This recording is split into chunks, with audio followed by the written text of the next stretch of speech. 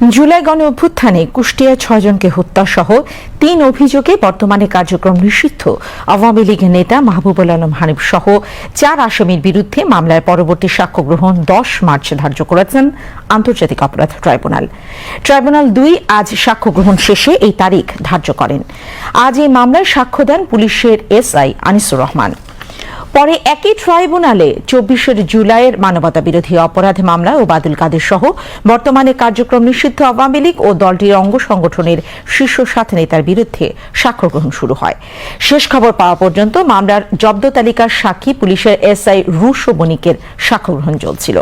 এদিকে পতিত আওয়ামী লীগের শাসন আমলে টিএফআই সেলে গুম নির্যাতনের অভিযোগে শেখ হাসিনা এবং সাবেক ও বর্তমান ১১ সেনা কর্মকর্তা সহ ১৭ জনের বিরুদ্ধে করা মামলায় জবানবন্দি দেয়া গুমের শিকার ব্যারিস্টার আরমানের জেরা চলছে।